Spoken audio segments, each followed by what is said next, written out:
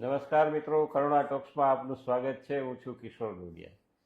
મિત્રો, આંતરરાષ્ટ્રીય પ્રજાપિતા બ્રહ્માકુમારી વિશ્વવિદ્યાલય એમનું રાજકોટ ખાતે મેહુલનગર એમનું સેન્ટર આવેલું છે. આમ તો અલગ અલગ ઘણા બધા સેન્ટરો છે, પણ એક મેહુલનગર સેન્ટર એમના રાજયોગીની બ્રહ્માકુમારી ચેતના દીદી એ સ્ટુડિયો ઉપસ્થિત છે. અને ખાસ આજે વિશ્વ પર્યાવરણ દિવસ છે અને વિશ્વ પર્યાવરણ દિવસ નિમિત્તે એ બ્રહ્માકુમારી સંસ્થા દ્વારા કયા પ્રકારની ઉજવણી કરવામાં આવી એની વિશે વાત કરવા આવ્યા છે.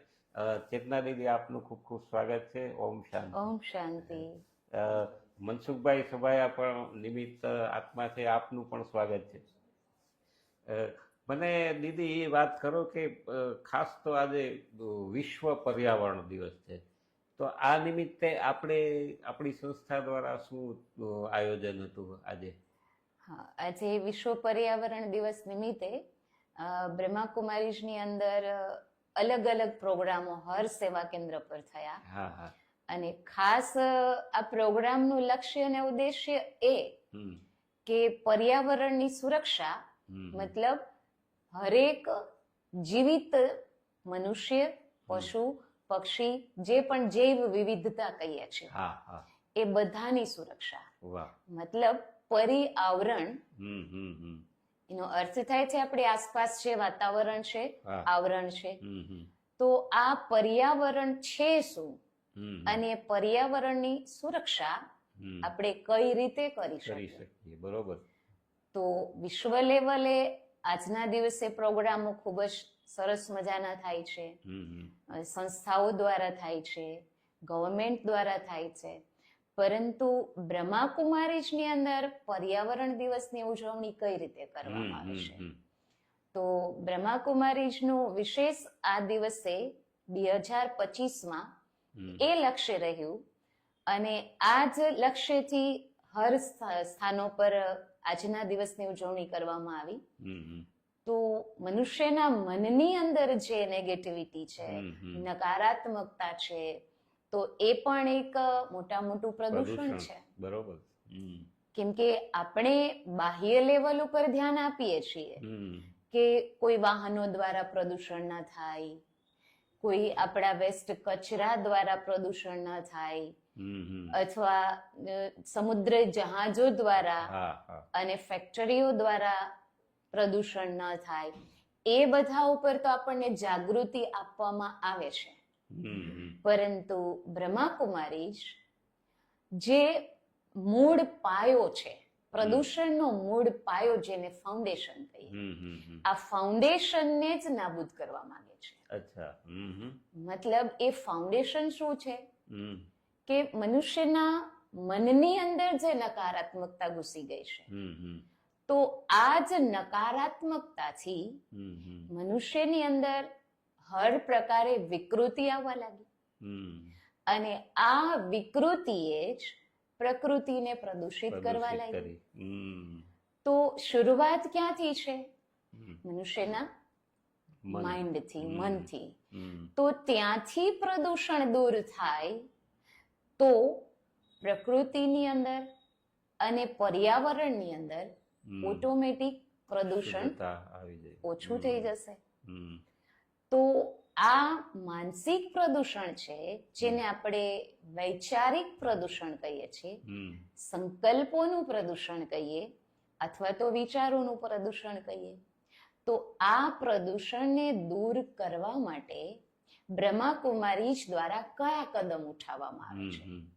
તો બ્રહ્માકુમારીઝ દ્વારા જનની અંદર જાગૃતિ આવે. તો એ માટે અધ્યાત્મની જ્યોતિ જગાવવા માટે બ્રહ્માકુમારીઝના હર સ્થાન ઉપર એના પ્રોગ્રામો કરવામાં આવે છે. હરેક કેન્દ્ર ઉપર એના માટે લોકોને આધ્યાત્મિક જ્ઞાનનો કોર્સ આપવામાં આવે છે. એ કોર્સ દ્વારા હરેકની આત્માની જ્યોતિ જગાવવામાં આવે છે. બરોબર. અને એ આત્માની જ્યોતિ જાગી ગયા પછી એને પ્રકૃતિ પ્રત્યે પ્રેમ ભાવ જાગૃત થાય છે. બરોબર. શા માટે? કેમ કે એ સમજાવવામાં આવે છે કે તમે ખુદ એક આત્મા છો. અને તમારું ખુદનું જે શરીર છે હમ એ પ્રકૃતિ જ છે. કેમ કે આપણું પવિત્ર ધર્મશાસ્ત્ર છે હમ એમાં બતાવેલું છે કે આ દુનિયામાં હમ પુરુષ, પ્રકૃતિ અને પરમાત્માનો પરમાત્મા. ખેલ ચાલી રહ્યો છે. હમ તો પુરુષ કોણ છે? પુરુષમાંના આત્મા. હમ અને પ્રકૃતિ માના પોતાનું 5 મહાભૂતોનું શરીર. બનેલું શરીર. હમ હમ અને પરમાત્મા તો છે જ વિશ્વનાથ. હમ તો આ ખેલ ચાલી રહ્યો છે એ આત્મ જાગૃતિ કરવામાં આવે છે હમ હમ કે તમે માત્ર બાહ્ય પ્રકૃતિની સુરક્ષા નથી કરી રહ્યા, હમ કે બાહ્ય પ્રકૃતિના 5 તત્વોનું તત્વોનું. સંરક્ષણ નથી કરી રહ્યા, પરંતુ તમે પોતાના જીવનનું પણ સંરક્ષણ કરી રહ્યા છો. કેમ કે માનસિક લેવલે જ્યારે વિચારોની શુદ્ધતા આવશે ત્યારે એ વિચારોની શુદ્ધતા પોતાના શરીરને ઓટોમેટિક શુદ્ધ બનાવશે. બરોબર. મતલબ કે લગભગ સાયકોલોજી ડોક્ટર પાસે જઈએ તો એનું કેવું શું છે કે 80% મન. બીમારી હમ સાયકોલોજી છે. હમ તો એ સાયકોલોજી દૂર થાય, મતલબ કે માનસિક લેવલ જ્યારે સ્ટેબલ રહેશે, હમ બેલેન્સમાં રહેશે, તો ઓટોમેટિક મનુષ્યનું શરીર સ્વસ્થ બનવા લાગશે. હમ બાકી જે બાહ્ય લેવલ પર આપણે જેને ભોજન આપીએ છીએ, જે પાણી આપી રહ્યા છીએ, એમાં તો અત્યારે પ્રદૂષણ છે જ. છે જ. કેમ કે ફેક્ટરીઓના જે કેમિકલ્સ છે, પછી ધાર્મિક લેવલે જોઈએ તો એના દ્વારા પણ એક પ્રદૂષણ જઈ રહ્યું છે. કઈ રીતે? તો છે આપણો આસ્થા અને શ્રદ્ધાનો વિષય. એમાં આપણે કોઈને ઠેસ ન પહોંચાડી શકીએ, હા બરોબર. પરંતુ એ શ્રદ્ધા પૂરી થયા પછી આપણે શું કરીએ છીએ? તો હરેક મૂર્તિઓનું વિસર્જન આપણે કરીએ છીએ. હા.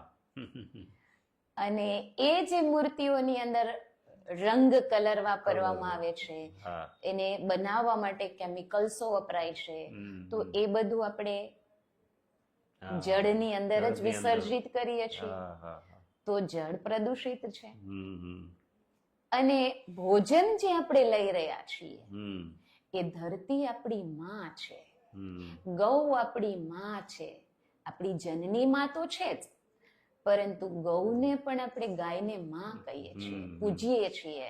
ધરતીને પણ આપણે સમુદ્ર કરાગ્રે વસતે લક્ષ્મી, કરમૂલે હા, સરસ્વતી. તો એ રીતે કરીને ધરતીને પણ આપણે નમન કરીએ છીએ, માં સમજીએ છીએ. અને ઓલરેડી માં છે, માત્ર સમજવાનું નથી. કેમ કે જે રીતે માં પોતાના બાળકને ઉછેરીને પાલન પોષણ કરીને મોટું કરે છે, પોતાની ગોદમાં ઉઠાવે છે, તો ધરતી માએ પણ આપણને ગોદમાં ઉઠાવેલા છે અને એ પોતાના પેટાળમાંથી આપણી પાલના કરી રહી છે. વાહ. તો એ પણ આપણી માં જ છે. તો આ માને પણ શુદ્ધ બનાવવા માટે અને જળને પણ આપણે દેવતા કહીએ છીએ, અગ્નિને દેવતા કહીએ છીએ, વરુણ દેવતા વરુણ કહીએ દેવતા. છીએ, ઇન્દ્ર દેવતા કહીએ છીએ. તો આ શું છે? પ્રકૃતિના 5 તત્વ જ છે. તો આ બધાનું શુદ્ધિકરણ, બધાની અંદર સ્વચ્છતા, મતલબ એનું માધ્યમ છે મનુષ્યનું મન. મન. વાહ.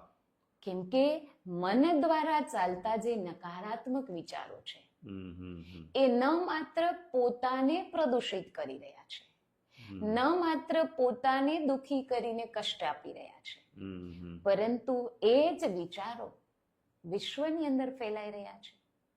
કેમ કે એ એક કિરણ છે, વાઇબ્રેશન છે.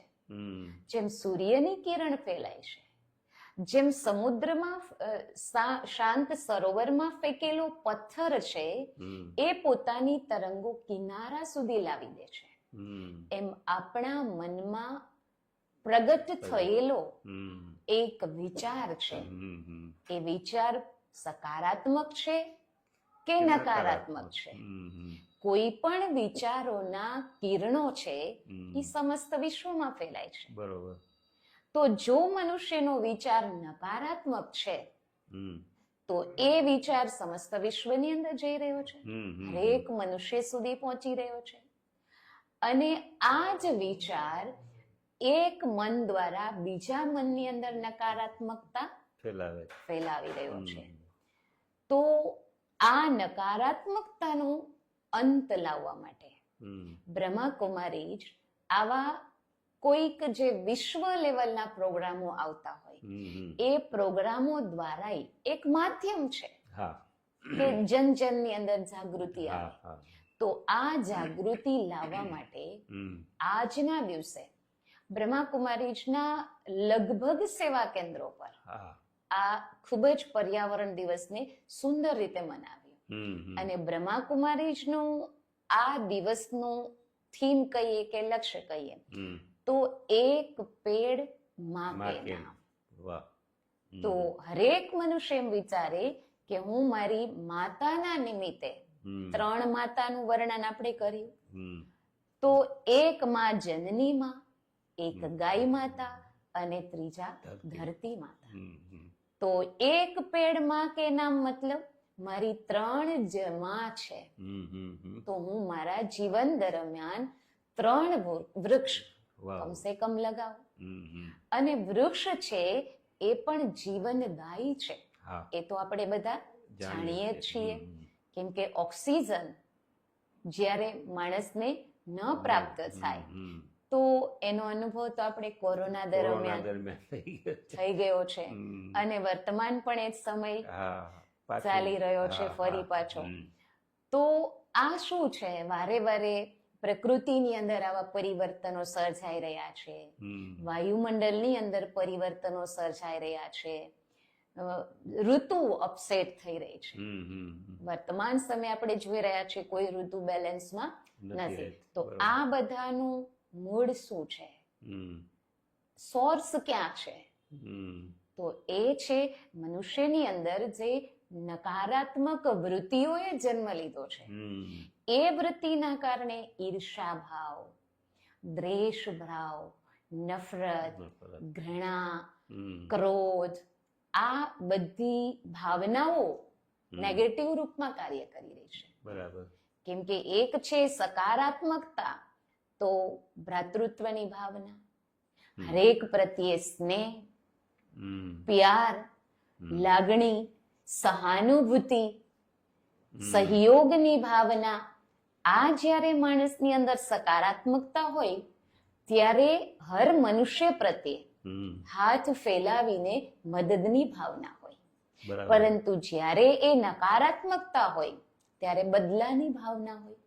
તો બ્રહ્માકુમારીજની અંદર એ સમજાવવામાં આવે છે કે બદલા નથી લેવાના, બદલા નહીં લેના, ખુદ કો બદલ કે દિખાના હૈ. તો જ્યારે આવી ભાવના પેદા થાય, જાગૃત થાય, ત્યારે સમસ્ત વિશ્વની અંદરથી, ખાસ મનુષ્યની અંદરથી, કેમ કે વાતાવરણને પ્રદૂષિત કરનાર કોણ છે? માનવના વિચારો. પશુ પક્ષી તો નહીં ને. તો આ વાતાવરણને શુદ્ધ પણ કોણ બનાવી શકશે? મનુષ્ય જ બનાવી શકશે. તો પેલા આપણે જરૂર છે મનુષ્યના મનની અંદર જાગૃતતા લઈ આવવાની. વર્તમાન સમયે હરેક NGO, હરેક જે પણ આ સામાજિક લેવલે સમાજ સેવકો છે, ગવર્મેન્ટ છે, એ બધાના પ્રયાસો છે એ સુંદર મજાના પ્રયાસો છે. એ બાહ્ય લેવલે કાર્ય કરી રહ્યા છે, જ્યારે બ્રહ્માકુમારી જ બંને લેવલ પર કામ કરી રહી છે. તો બાહ્ય લેવલ પર બ્રહ્માકુમારીજનું શું યોગદાન છે? તો બ્રહ્માકુમારી જ પોતાના સેવાધારીઓ છે, આવનાર ભાઈ બહેનો છે, એમના દ્વારા પોતાની સોસાયટીની સફાઈ, આવા સફાઈના પ્રોગ્રામો કરે છે, પછી વૃક્ષારોપણના કાર્યક્રમો કરે છે. તો આ રીતે બાહ્ય લેવલ પર પણ લોકોને જાગૃત કરી રહ્યા છે. અને જલ જન અભિયાન એ પણ બ્રહ્માકુમારીજની અંદર ચાલુ છે અત્યારે, કે જન જન સુધી એ સંદેશ પહોંચાડીએ. કેમ કે જલ એ જ જીવન છે. તો વર્તમાન સમયે આપણે જોઈ રહ્યા છીએ કે વરસાદ ગમે ત્યારે, ઋતુ ન હોવા છતાં પણ આવે છે તો વધારે પ્રમાણમાં, હા નથી આવતો તો અમુક દેશોમાં અમુક સ્થાનો પર બિલકુલ આવતો જ નથી. આવતો જ નથી. હમ, તો આ બધી જ જાગૃતિ આપવા માટે જરૂર છે આત્માની જાગૃતિ. હમ, હમ, તો આત્માનો દીવો પ્રગટાવવા માટે હમ, હમ. જેમ આપણે કહીએ છીએ કે જ્યોત સે જ્યોત જગાતે ચલો, પ્રેમ કી ગંગા બહાતે ચલો. હમ, તો બ્રહ્માકુમારી જ એ કાર્ય કરી રહી છે. સરસ. તો ખાસ વિશેષ આ દિવસ આવ્યો છે. તો હર વર્ષે બ્રહ્માકુમારી દ્વારા પ્રોગ્રામ થાય છે. જે પણ આવા દિવસો આવે છે એને સમાજ સેવાના ઉદ્દેશ્યથી, વિશ્વ કલ્યાણના ઉદ્દેશ્યથી બ્રહ્માકુમારીની અંદર વિશેષ રૂપમાં હરેક દિવસને મહત્વ આપીને કાર્યક્રમ કરવામાં આવે છે. વાહ, સરસ દીદી, બહુ જ સરસ વાત કરી. રાજકોટ મને એમ છે ગુજરાત ખાતે ભારતી દીદી બધું સંભાળે છે ને, હા. એમનો શું હોદ્દો હોય છે અહીંયા? મતલબ બ્રહ્માકુમારીની અંદર 12 ઝોન છે. હા હા. જે રીતે ગુજરાત ઝોન, મહારાષ્ટ્ર ઝોન, તો એ રીતે ગુજરાત ઝોનના ડાયરેક્ટર આદરણીય રાજયોગીની બ્રહ્માકુમારી ભારતી દીદી છે. સરસ. અને રાજકોટ સબ ઝોનના સંચાલિકા પણ ભારતી ભારતી દીદી છે. દીદી, સરસ. બહુ જ સરસ. આપે અમારા સ્ટુડિયોમાં આવીને સરસ વાત શેર કરી.